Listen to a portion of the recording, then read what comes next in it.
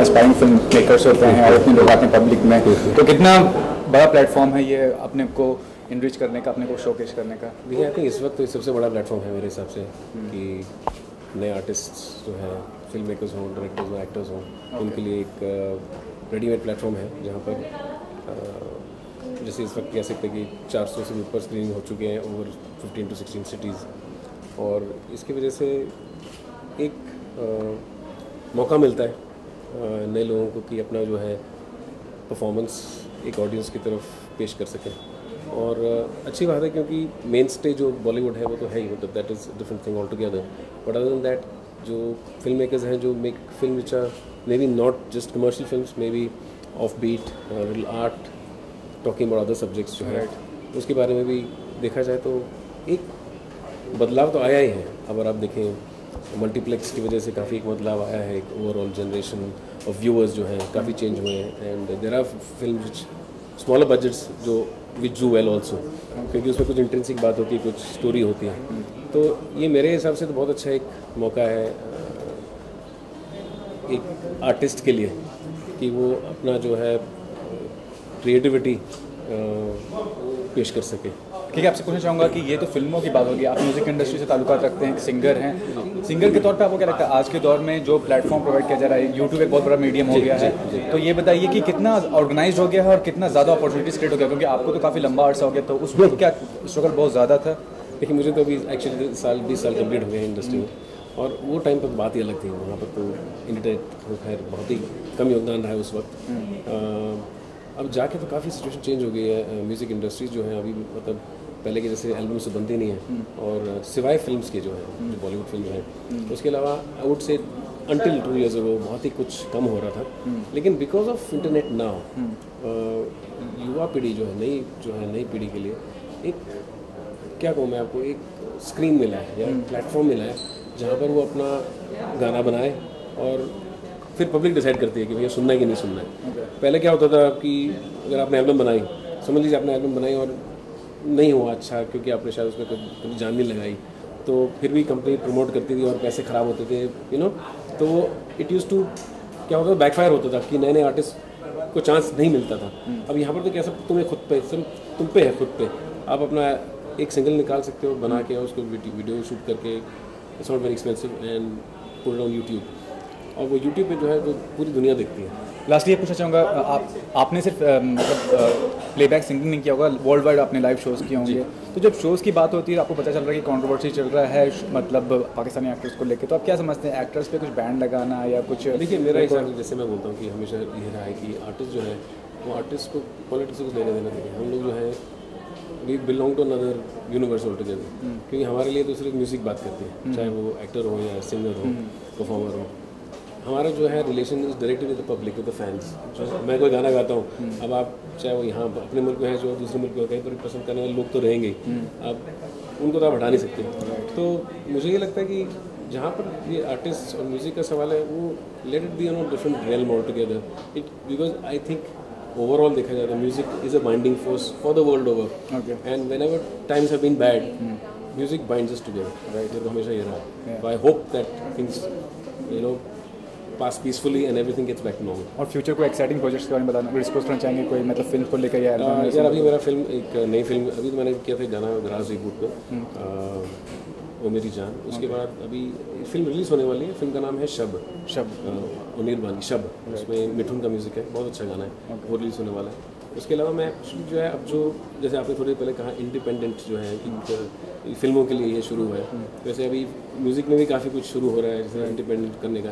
तो मेरी ख्वाहिश रही है शुरू से, क्योंकि मैं 99 में सबसे पहले अपना एल्बम किया था पल, फिर 2008 में हम सफ़र किया था। अब तो खैर एल्बम का ज़माना नहीं है, लेकिन मैं कोशिश कर रहा हूँ कि मैं अपना कुछ प्राइवेट जो अपना म्यूज़िक जो है लोगों तक पहुँचा सकूँ। Thanks for this. Thank you. Thank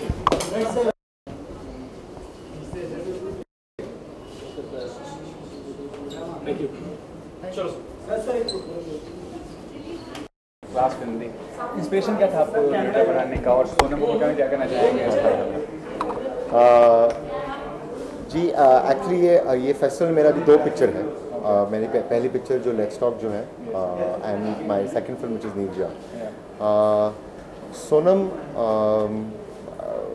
power तो उनमें है, उनको उन्होंने हाँ बोले तो I have to be thankful to her. We chose her, we asked her and she said yes, thankfully. So और ये भी पूछना चाहूँगा कि आज के दौर में आप फिल्म मेकर हैं, तो आपको क्या लगता है आज के दौर में जो व्यूअर्स का माइंड सेट है, क्योंकि जब एंटरटेनमेंट की बात आती है तो लोग मसाला समझते हैं, डांस, म्यूजिक, दिस दैट, है ना, लेकिन आपकी जो फिल्म थी या और भी इस तरह की जो फिल्म होती है उनका कॉमर्शियल जो एस्पेक्ट होता है उसे अगर देखा जाए तो कितना प्रोड्यूसर के हिसाब से कितना सपोर्ट मिलता है? नहीं, क्योंकि एक्चुअली आप नीरजा अगर देखोगे तो वहाँ उसमें सब कुछ है, गाना भी है, रोमांस भी है, एक्शन भी है, सब कुछ है, मसाला तो है ही है, फुल थाली है। So I think that in a film like Neerja, it's as long as your return of investment अपना कॉस्ट बराबर हो, देयर इज़ ओनली जो अपना जो सीक्रेट, जो फिल्म मेकिंग का सीक्रेट बोलते हैं ना, बजट बजट बजट। अगर आप बजट के अंदर आ जाओ, and we were within budget, we were under budget, so therefore it's the kind of film that as long as you make it within the right budget, it's a dramatic film, तो public आएगी देखने के लिए। और जागरण film festival की बात करें, film festival के हिसाब से देखा जाए तो नीरजा को काफ़ी अच्छी मतलब अप्रिशिएशन मिली थी, तो कैसा फीलिंग होता है और कितना महत्वपूर्ण होता है कि फिल्म फेस्टिवल में कोई फिल्म को अप्रिशिएशन मिले? और actually whether it's a film festival या थिएटर है, इट्स इवेंचुअली द ऑडियंस। और जो एक रस जो होना चाहिए या भाव जो होना चाहिए पिक्चर का, जो एक फीलिंग जो आना चाहिए कि लोगों को रोना आया, लोगों को सफोकेशन फीलिंग हुआ, as long as that feeling comes through, I think, और लोगों का मूड बदला, if long as you do that, I think that you are successful. और कौन से प्रोजेक्ट पे आप काम कर रहे हैं, कुछ आप मतलब? जी, अभी थोड़ा it's a little early to say, because अभी स्क्रिप्टिंग चालू है, लेकिन मैं थोड़ा सुपरस्टिशियस हूँ तो मैं इस बारे में मैं बात नहीं करूँगा। Okay, thank you.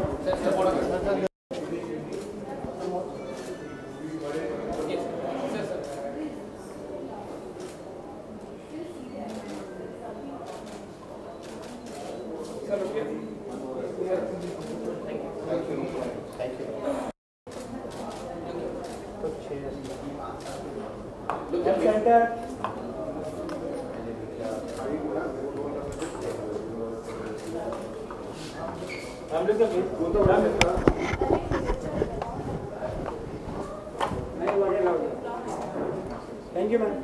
One step forward. Thank you, Center.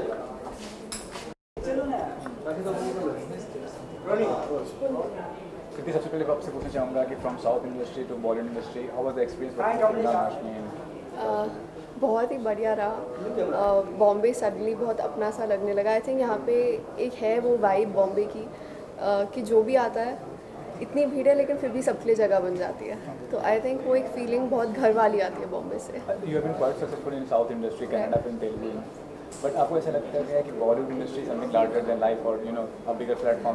पहले लगता था, क्योंकि जब हम बॉलीवुड को देखते हैं, क्योंकि वो वर्ल्ड सिनेमा में अपनी एक बहुत बड़ी जगह बना चुका है। बहुत पहले ऐसे लगता था जब मैं छोटी थी, क्योंकि मैं सिर्फ हिंदी मूवीज़ देखा करती थी। मुझे इंग्लिश मूवीज़ का आज भी शौक़ नहीं है, मुझे हिंदी मूवीज़ देखने का बहुत मज़ा आता है।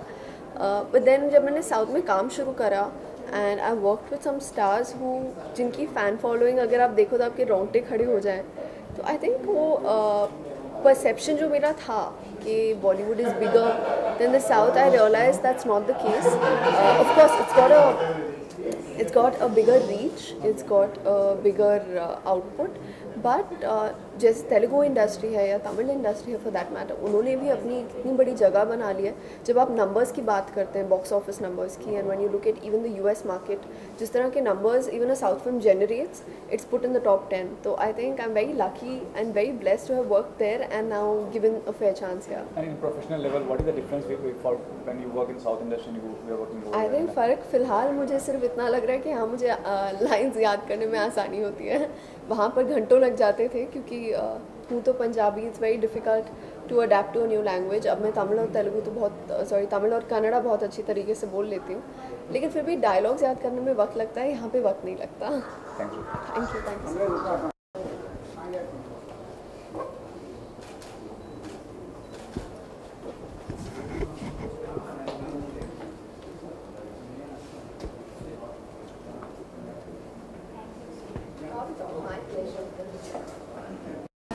This is fun, yeah.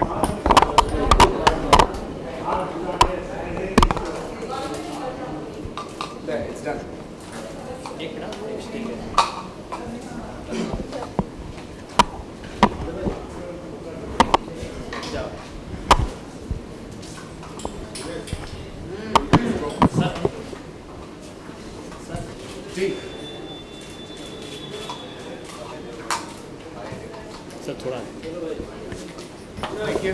ठीक है, वन स्टेप फॉरवर्ड। रोल ठीक है जी जी जी। बड़ा प्लेटफॉर्म होता है अपने टैलेंट को शोकेस करने का और नेटवर्क करने का। मेरा ख्याल है जब हम फिल्म मेकर किसी फिल्म फेस्टिवल में आते हैं तो ये मान के नहीं आते कि ये कितना बड़ा प्लेटफॉर्म है या नहीं है। हम ये सोच करके आते हैं कि कोई फिल्मों को सेलिब्रेट कर रहा है। और अच्छा, जवाब यहाँ देख करके दूँ क्या? अच्छा, तो बड़ा यार सवाल कोई कर रहा है, जवाब किसी और को दे रहा हूँ, ऐसा सा फीलिंग है। खैर नहीं, तो मैं ये कह रहा था आपसे कि फिल्म मेकर जब किसी भी फिल्म फेस्टिवल में जाता है तो वो ये सोच करके नहीं जाता कि ये देखिए प्लेटफॉर्म कितना बड़ा है, या क्योंकि हम फिल्म रिलीज़ कर चुके होते हैं, हमारी पब्लिसिटी हो चुकी होती है। हम दरअसल फिल्म फेस्टिवल में आते हैं क्योंकि हमारा सिनेमा सेलिब्रेट किया जा रहा है।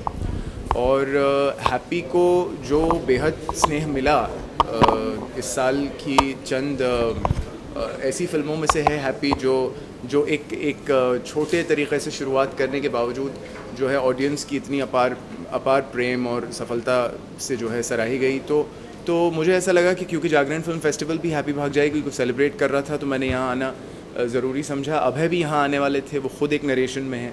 तो ये होता है दरअसल फिल्म मेकर के लिए एक फिल्म फेस्टिवल में आना। Sir but when you want to become a film maker तो बड़े प्रोड्यूसर्स या कॉर्पोरेट्स की में सपोर्ट के बिना मुश्किल है। लेकिन आजकल इंडिपेंडेंट फिल्म मेकिंग का ज़माना है, तो इंडिपेंडेंट फिल्म मेकिंग को कितना ज़्यादा मतलब सपोर्ट मिल रहा है इंडिविजुअल से या कॉर्पोरेट से या प्रोड्यूसर्स साइड से अगर देखा जाए तो कितना ज़्यादा अच्छा प्लेटफॉर्म है इंडिपेंडेंट फिल्म मेकिंग का? देखिए, मैं समझता हूँ कि इंडिपेंडेंट फिल्म मेकर की जर्नी जो है वो हमेशा थोड़ी स्ट्रगल और थोड़ी सी जो है अलग अलग मुश्किलात से भरी तो होगी, मगर आजकल क्योंकि हम इस कदर टेक्निकली जो है फॉरवर्ड हैं as a nation, as an audience, आज एक सिंपल आईफोन पे बनी हुई फिल्म अगर यूट्यूब पे लोडेड हो और उस पर अगर किसी को टैलेंट दिखाई दे जाए तो वो अपने आप को फील करवा सकता है। तो मैं समझता हूँ कि फ़िल्म फेस्टिवल के ज़रिए भी, और फिल्म फेस्टिवल्स भी इस तरह की फ़िल्मों को दिखाती हैं जो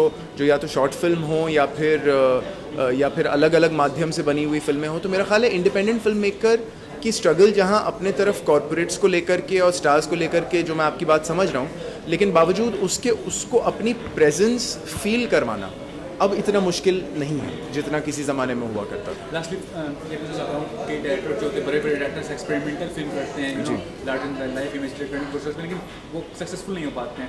तो आज के दौर में क्या माइंडसेट लोगों का वही है कि बस उनको ग्लैमर चाहिए, एंटरटेनमेंट चाहिए, कॉमेडी, म्यूजिक? नहीं, ऐसा हरगिज़ नहीं है। मेरा ख्याल है आज की ऑडियंस जितनी अवेयर है कंटेंट को लेकर के शायद कभी नहीं रही हिंदी सिनेमा की ऑडियंस।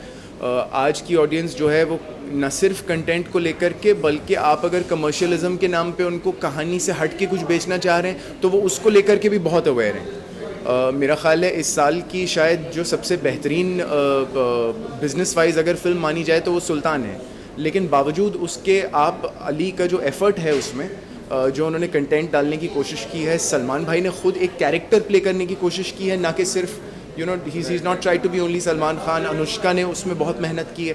तो मेरा ख्याल है कि ऑडियंस अब उस स्टेज पे आ चुकी है कि जहां उनको स्टार्स से भी कंटेंट की एक्सपेक्टेशन है, छोटी फिल्मों से भी कंटेंट की एक्सपेक्टेशन है। तो ये तो मैं हरगिज़ नहीं मानूंगा कि ऑडियंस कोई भी कमर्शियल चीज़ अगर उनको कंटेंट पसंद ना आए तो वो रिजेक्ट कर देती हैं। आज की ऑडियंस जो है वो बहुत बहुत अवेयर है इस बात को। बहुत बहुत शुक्रिया, बहुत शुक्रिया।